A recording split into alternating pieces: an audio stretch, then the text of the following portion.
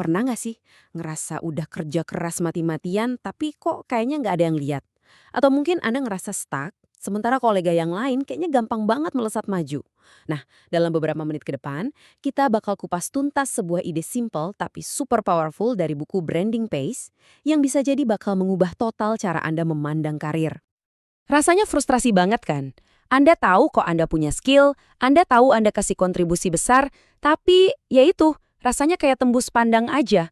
Nah, rasa frustrasi inilah yang jadi gerbang kita hari ini. Karena ternyata ada loh cara buat mengubah keadaan itu.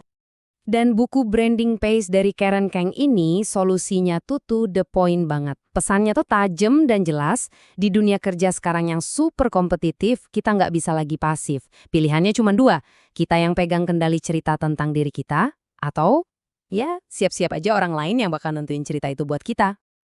Jadi, gimana caranya biar kita jadi proaktif?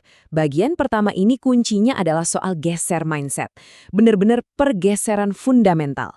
Dari yang tadinya cuma jadi pekerja yang nunggu disuruh, jadi arsitek yang sadar betul ngerancang dan ngebangun reputasi kita sendiri.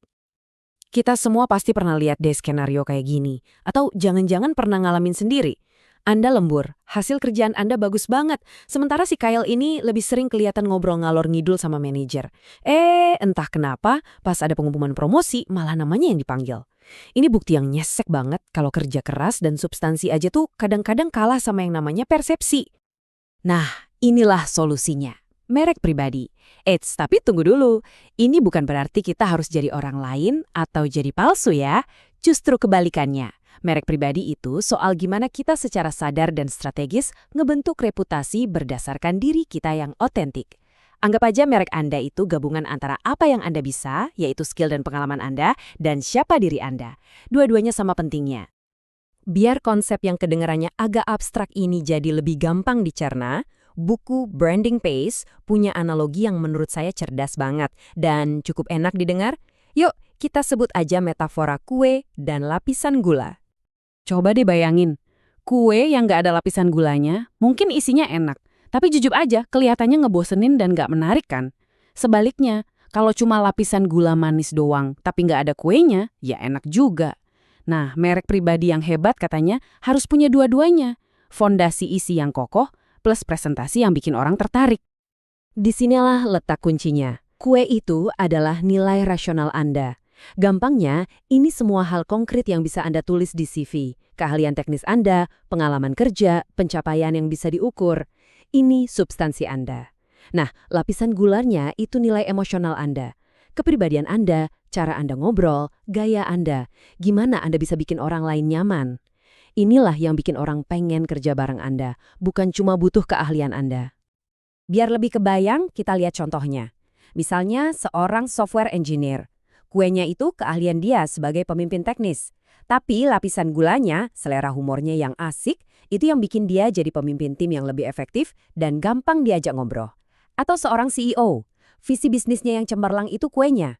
Tapi kepeduliannya sebagai relawan, itu lapisan gula yang bikin orang percaya dan loyal. Keduanya nyatu, jadi merek yang utuh dan kuat. Oke. Teori kue dan lapisan gula ini keren. Tapi, gimana cara bikinnya di dunia nyata? Gimana kita mulai manggang merek kita sendiri? Nah, untungnya buku ini nggak cuma berhenti di teori. Dia ngasih resepnya, resep praktis 5 langkah yang bisa kita ikutin. Intinya, ini bukan sihir atau bakat yang cuma dimiliki segelintir orang. Ini adalah sebuah proses, sebuah sistem yang bisa dipelajari. Persis kayak bikin kue beneran kan? Anda nggak bisa langsung kasih hiasan. Anda harus siapin dulu bahan-bahan dasarnya, dipanggang dengan benar, baru deh dikasih sentuhan akhir yang bikin kue itu jadi spesial. Dan inilah dia resepnya. Coba perhatikan alurnya deh, logis banget. Semua dimulai dari positioning, yaitu nentuin dulu apa kue kita. Lanjut ke pesan, biar kita bisa ngomonginnya dengan jelas. Terus strategi merek, di mana kita nyatuin kue dan lapisan gulanya. Nah, yang penting banget kita bangun ekosistem buat nyebarin merek kita, baru dia terakhir bikin rencana aksi yang konkret. Sebuah perjalanan yang terstruktur kan? Semuanya berawal dari sini, dari fondasi Anda.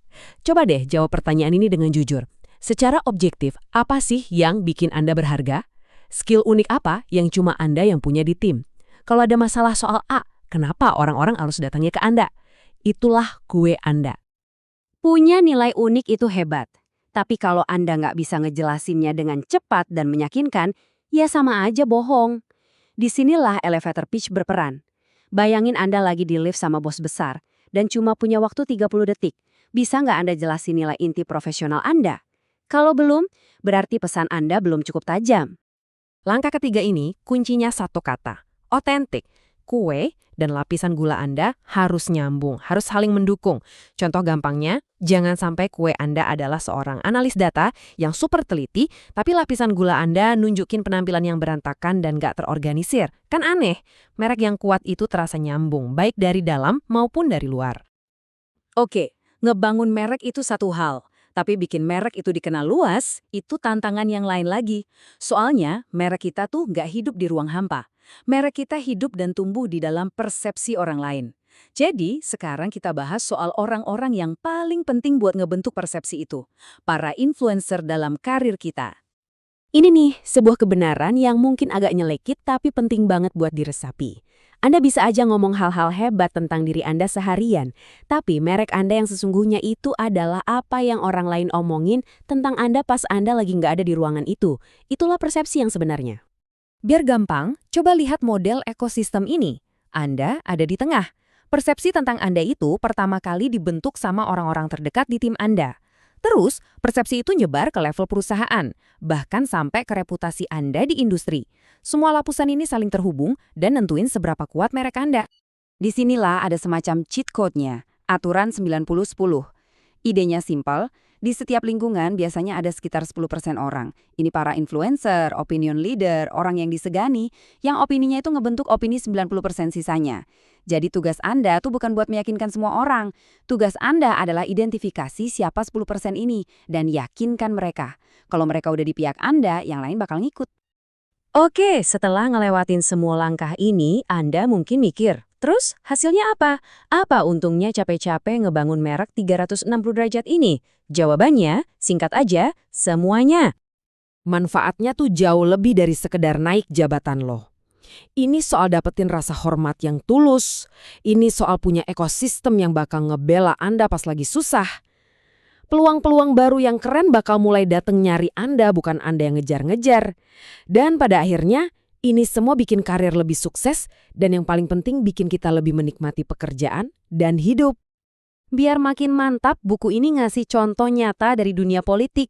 Ada seorang kandidat, Hillary Freeman, yang awalnya sama sekali nggak dikenal. Tapi dengan strategis dan konsisten ngebangun mereknya, dia berhasil mengubah persepsi publik sampai akhirnya jadi peraih suara terbanyak. Ini bukti nyata kalau branding yang cerdas bisa mengubah seorang underdog jadi pemenang. Jadi, kita tutup pembahasan ini dengan satu pertanyaan buat direnungkan. Coba deh pikirin semua aset yang Anda punya, rumah, tabungan, investasi. Buku ini bilang, merek pribadi Anda itu adalah aset paling penting yang bakal nentuin arah karir Anda ke depan. Pertanyaannya jadi simpel, bukankah aset sepenting itu layak untuk Anda investasikan waktu dan tenaga?